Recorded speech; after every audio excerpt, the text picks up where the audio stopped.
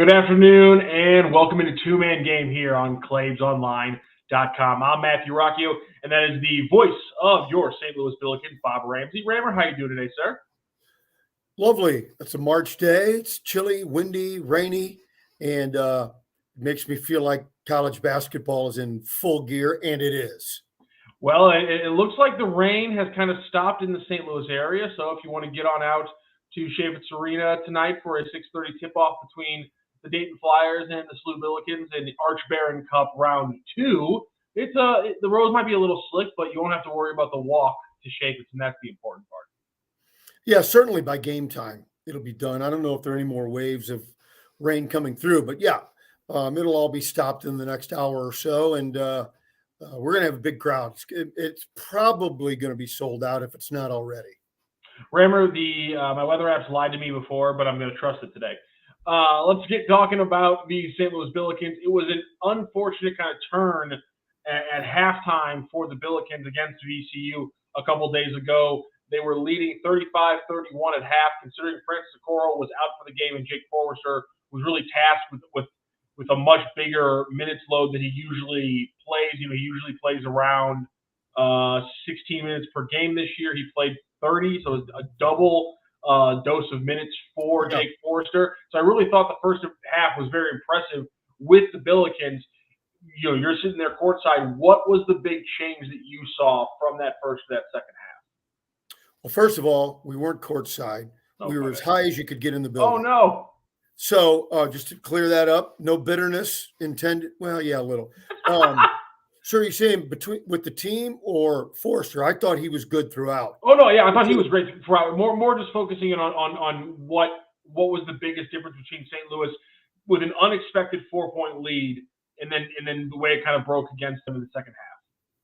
Well, I think VCU came out and that their overall game plan defensively was good, and so they were willing to kind of, all right, let's turn it up one more notch and put a little more pressure on Yuri Collins, continuing to put Baldwin and others on Jimerson and not let him even look at the ball and make somebody else beat him. And I thought in general terms that them sort of figured it out, because at the beginning of the game, Perkins and Jimerson were both getting looks, but then VCU made adjustments and really bogged down the Billiken offense, and it continued as the game went on, getting tougher and tougher and tougher. Yeah, and we talked about some of the numbers that we really wanted to see St. Louis hit in this game, and they did a couple of them. They got 64 shots off. They shot pretty well from deep, 7 of 17. You can never shake your fist at that. A lot of people are going to see 8 of 14 from the free throw line, and they're going to really harp on that. For me, considering 4 of those 6 misses came when you were at either a 6-point deficit or more in the last 3 minutes of the game. Yeah, they mattered. It could have changed, but they weren't. It wasn't like it was a thing where it was like a smattering throughout the entire game where you were just missing them. And so that I think might be too overblown. Go ahead with timeout on the court to blue. Free throws. Free throw shooting was terrible. Yeah, you could have gone 14 for 14 and not won the game. Yeah, exactly. So that's not. We talked about that number, but it wasn't as consequential as it looks if you just look at the box. The problem with the free throws was the amount taken by VCU. Something I see in box scores every day all over the country. And if you're telling me that you took away the 3-point shot, yeah. So what did they have to do? Go to the rim. They never got fouled? Really? Okay, next topic. Just wanted to point that out.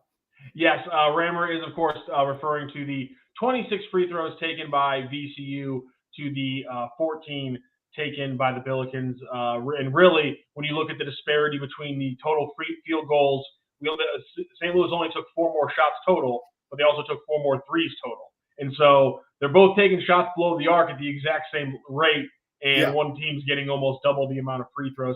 And it really was. You look at the numbers.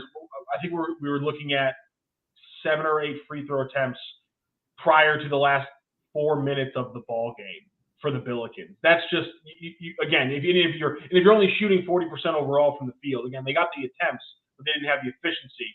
you're only shooting 40% from the field, it's going to be tough to win a lot of basketball games in the first place. But nonetheless, it was shocking. And I think maybe as we kind of look, put Dayton, VCU in the past and look towards Dayton, it's going to be interesting right out of the gate. We kind of talked about at the end of our last episode that question of such a good home game for so many teams, a lot of free throws for a lot of these teams at home.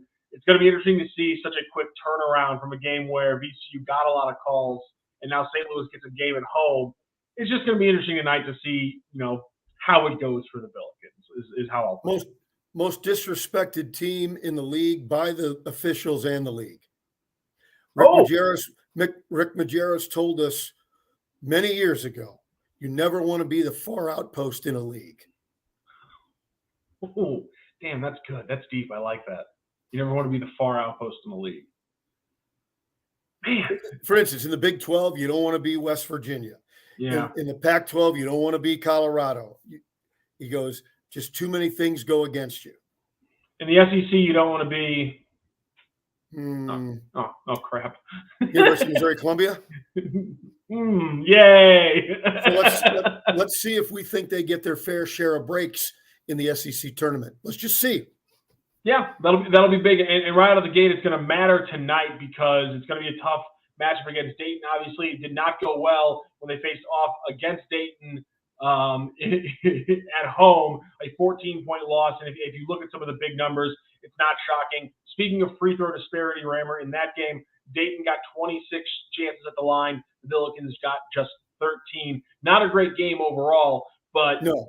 Right out of the gate, what do you think has to be the biggest difference? Maybe not just from the Dayton game, but just from the VCU game earlier this week. Well, to tie together with our brief conversation about free throws and officiating, I don't have data to back it up. It's anecdotal. Talking to people, there's a feeling that around that the officials really protect the two bigs for Dayton. Let's see if that happens tonight. And they're really good. By the way, that's not to denigrate them. They're very good. Maybe as good as probably you got 360 something teams, maybe the top 10 as far as big duos, two guys together. They're great respect for them. But let's just see if that pays off. Well, I just know that the Billikens defensively, you on the surface, you'd want to say, we've really got to help inside and really protect against that. I happen to know the Billikens are concerned that if they focus too much on the inside game, they'll leave too many wide open threes, and that's hurt them with multiple opponents in the season. The most recent and most glaring, perhaps, is Richmond. The game plan was to stop their dribble penetration, which was absolutely their strength. But in today's game, almost anybody can hit open threes.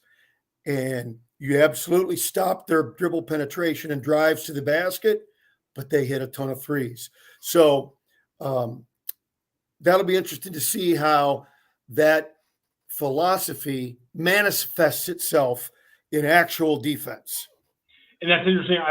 That's interesting to me because if you look at Dayton's games, a lot of their recent losses, they terrible from deep. And obviously, it's kind of correlation is not causation kind of thing. But still, you look at all their wins, they're taking 28, 27, 24 attempts, 23 attempts. The ones where they're losing against George Mason, they get off only 12 attempts, only 17 in their loss at Rhode Island. So there you go. That's, I think, something that jumps out right at the start. My big thing with Dayton is going to be you cannot get beats on the roll by Deron Holmes II.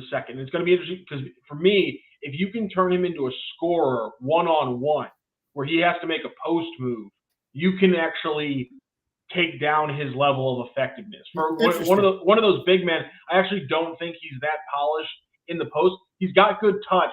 He doesn't have the best footwork on his post moves, which as a team that has a lot of people sliding their feet when they're not dribbling the ball in the St. Louis Billikens, we've seen plenty of that. And that's kind of my thing with Holmes. Talented, it's all there, but he hasn't put together that kind of post scoring, which I think has actually been one of the bigger problems for the Billikens.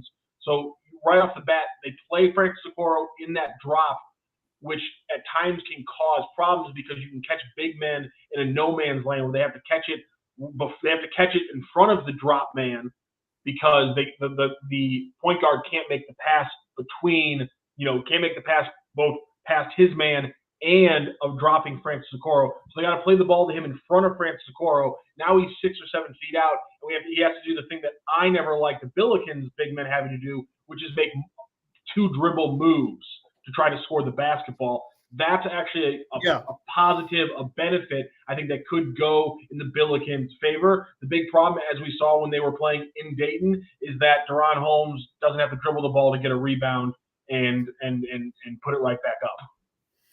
And their rim protection is so good, because you'd like to say, well, if they overplay the perimeter, we've seen Jimerson and others be able to put on the floor and get to the rim. But with Dayton's rim protection, they can overplay both. They can absolutely lock down the rim and deny Gibson the basketball. So I think the offensive challenge will be as big, if not bigger, than the defensive challenge.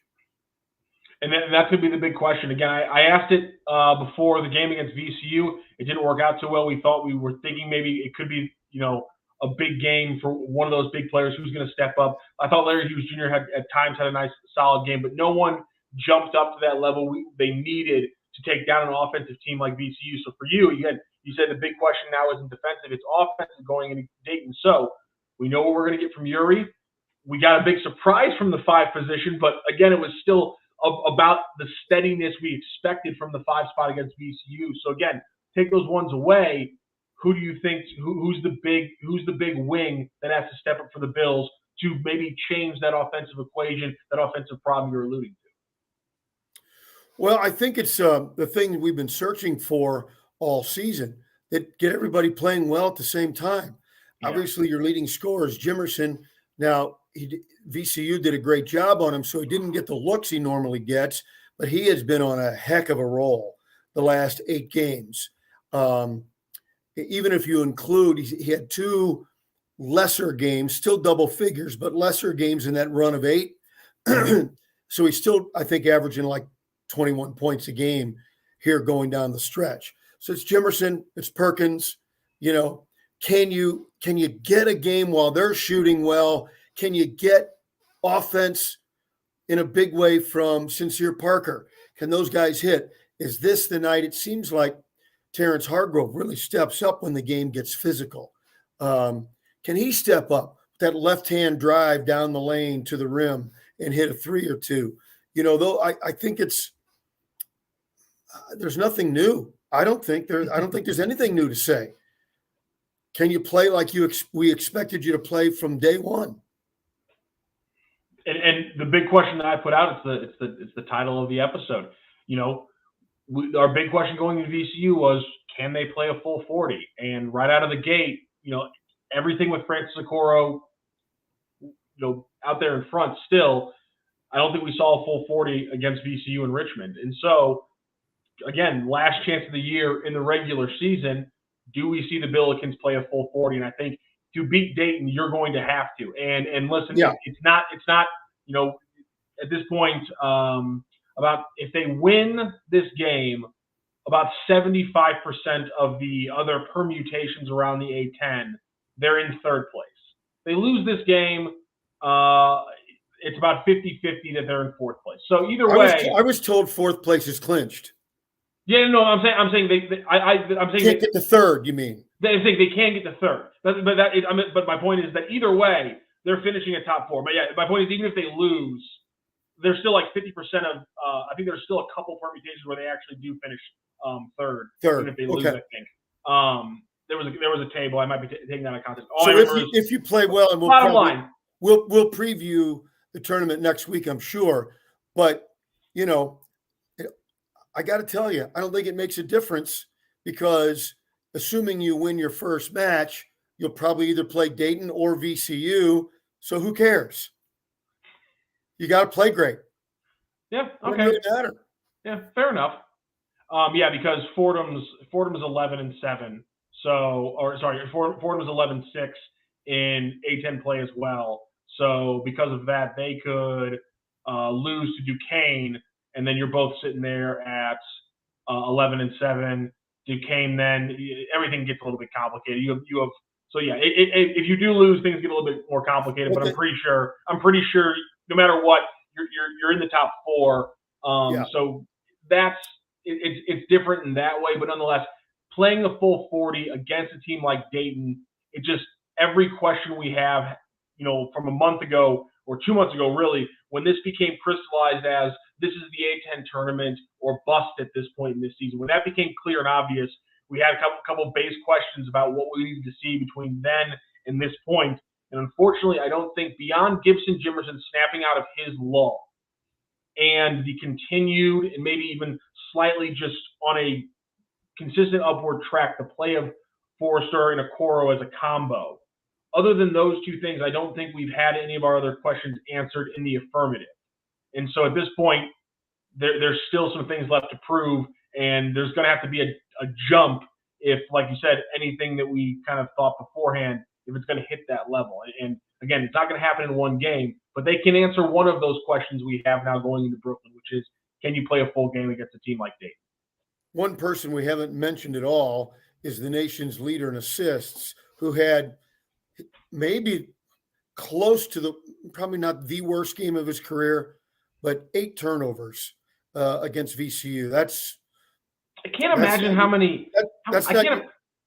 Sorry. Go ahead. No, my apologies. Go ahead. No, go ahead.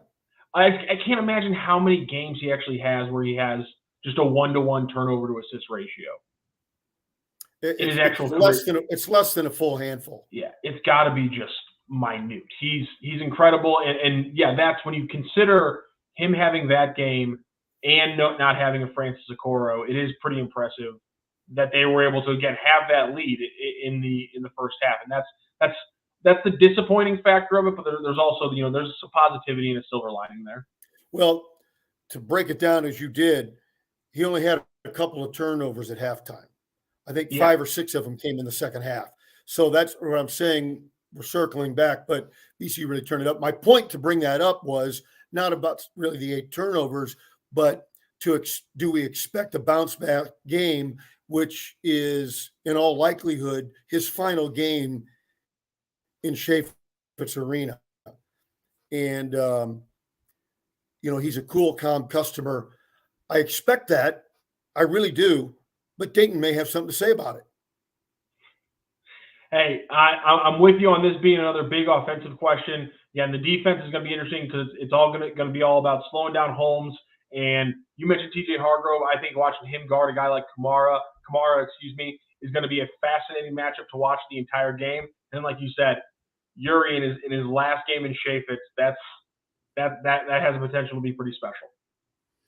Yeah, and again, not to belabor it, because the team's got to play well. See how the free throw attempt totals go. Not so much fouls, but free throw attempts. That'll be real interesting.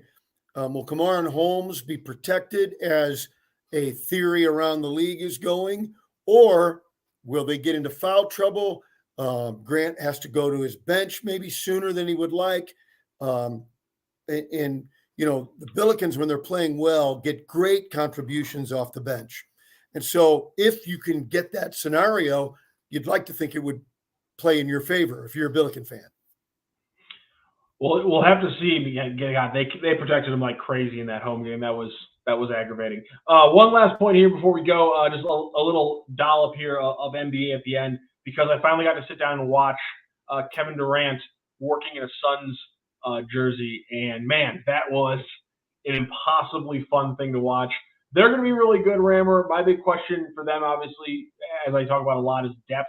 When you trade away the assets they have, the question becomes depth. But he's already potentially unlocked or maybe kind of reformed a better version of DeAndre Ayton that we really haven't seen for the majority of this season for the Phoenix Suns.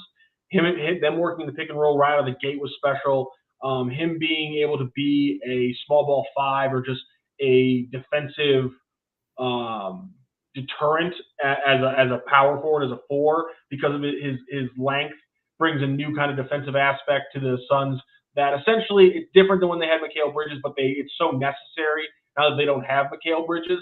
It's such a fascinating development for me. I can't wait to watch the next 20 games of the season or so to close it out. And obviously the playoffs are going to be a blast with that new look Suns. But right out of the gate, I think what I'm seeing is the Nuggets have a problem because when you look at Booker, Durant, and Ayton, I'm not seeing many teams that are going to be able to guard that, across a 7-game series.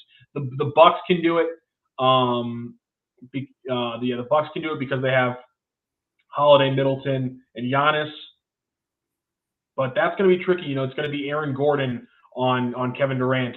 That's going to be the Nuggets trying to win a series against the Suns. So right out of the gate, Nuggets entire season and championship outlook just got a lot trickier, and Phoenix Suns game just got a lot more fun. Yeah, it's funny you brought the Nuggets up because I was about to say that we just don't talk enough about them. We talk about all these other teams. We don't mention them. They're so good, and it will be fun to see how they adjust to Durant. To me, Phoenix has got to show me they can beat them before I'm willing to hand it to them. The Dallas thing's not working. The Clippers thing, I don't know if that's going to work. I think there's a lot of things with changes that really don't seem to be working. Phoenix, the jury's out, but we all really like how it looks. And even with Memphis, Kennard's not doing anything. But Bane is back. Maybe he needed that little extra push that somebody would be willing to take some shots. I don't know. I like that. And you know what? Having Jaren Jackson Jr., who continues to put together Defensive Player of the Year candidacy, it always makes you wonder because when you have a guy like Ja who's that special, if he can maybe lock in on defense when he maybe kicks, hey man, this is the playoffs. This is how I got to win. Maybe he can be a defensive player who can slow down and give you good minutes against Devin Booker. And then you have some bodies that you can throw at a Kevin Durant. I'm glad you brought up the Clippers. Last night, it was Clippers-Warriors, and Russell Westbrook standing at the top of the key, and Draymond Green is guarding him, and Draymond Green is standing above the restricted area. And Russell Westbrook passed it. And at that point, I said it on this podcast. I said he was the worst guard in the NBA, and I'm sticking by that point. I don't know what the Clippers were doing. I think it was a huge mistake. And again, we made fun of a lot for Ben Simmons when he did that, but Ben Simmons is at least 6'9". Russell Westbrook cannot be a useful player to an NBA team playing on the perimeter if he can't shoot a shot when he doesn't have a player within 20 feet of him. That's not feasible. That's not going to work. And so you said the Clippers isn't going to work. Luka and Kyrie put up 82 combined, but Kevin O'Connor, the great writer at The Ringer, said it absolutely best. You don't have defense, you don't have a bench, you don't have a good coach, you do not have a championship team. And I still don't think Jason Kidd's a good coach. They still don't have a good bench. So, yeah, I'm not buying that as well. But so God bless the Nets for completely falling apart because you made the West a little bit more interesting this year. More fun. We all needed that this year. So thank you very much to the Nets. And thank you very much to Bob Ramsey. He's got to go call a basketball game. 6:30 p.m. tip-off at Chaffetz between the Billikens. 6 straight up, 5:47 the pregame on radio, KMOX. 5:47 the pregame, 11:20 KMOX with our good friend Earl Austin Jr. Rammer, thank you so much for joining us. I want to tell everybody really quick before we go about Munganast St. Louis Acura. They just took care of my car. I had to get an oil change and had to get some other little things fixed. And it was so great. Pulled right in there. I did my appointment online. I had to switch it to one day later, which was great because I did it all on my phone. It took me about 3 minutes to say, I'm not going to be able to make it out of work in time today. Switch. Okay, next day I got my next appointment. Pulled right in, jumped out, walked inside, ate myself a nice blueberry muffin, had a water, sat on my phone because there's a wonderful place you can charge your phone right there. And bing, bang, boom, my car was done. It's finished. It's out of there. When that car does eventually give out on me, despite the incredible service at Munganast St. Louis Acura, because I'm going to drive it into the dirt, my next car is going to be bought at Munganast St. Louis Acura. So whether or not you bought your car there or you didn't, take your car to get service there. And if you need a new car, give them a call there at Munganast St. Louis Acura. Rammer, thank you so much for joining me today. Have fun at the game, and we'll be talking a little bit of A10 tournament next time we join each other here on the two-man game on ClaibsOnline.com. Rammer, you have a great day. Thanks, buddy. And have a great day, St. Louis. From our roots in St. Louis, Royal Banks of Missouri is branching out to continue serving you with our locations in St. Charles, Jerseyville, Granite City, and now in Hannibal, Center, and New London. Royal Banks of Missouri, the community bank in your community.